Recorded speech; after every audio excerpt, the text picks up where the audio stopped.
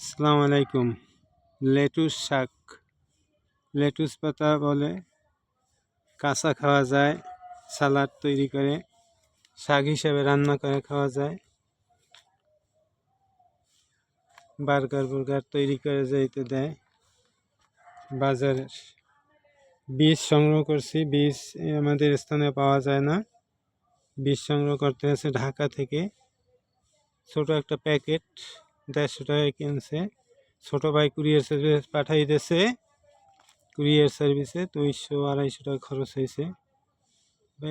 অল্প কয়েকটা গাছ উঠছে, তো এও গাদাই উঠছে পাতলা করে। এক একটা গাছ থেকে আবার ছোপাই অনেক, এক একটা গাছ থেকে ছোপাই অনেক পাতা, অনেক পাতা হয়। খুবই পুষ্টিকর শাকের মধ্যে, পালং শাকের চেয়েও পুষ্টিকর। খুব একটা অনেকের পছন্দনীয়, কিন্তু যারা ভালো চেনে তাদের জন্য খুবই পছন্দনীয় শাক লেটুস শাক বা লেটুস পাতা।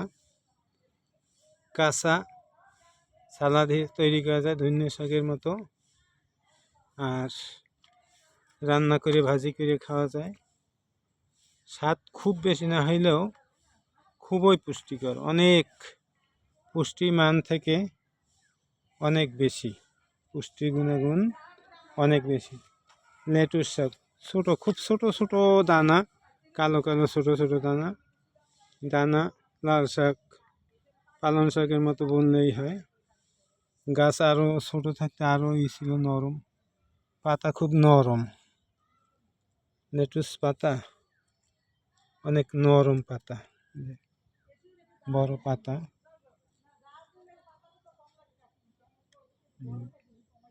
একটা পাতা অনেক সুন্দর, হালকা সবুজ, একটু সবুজের মধ্যে হালকা হলদে ভাব আছে।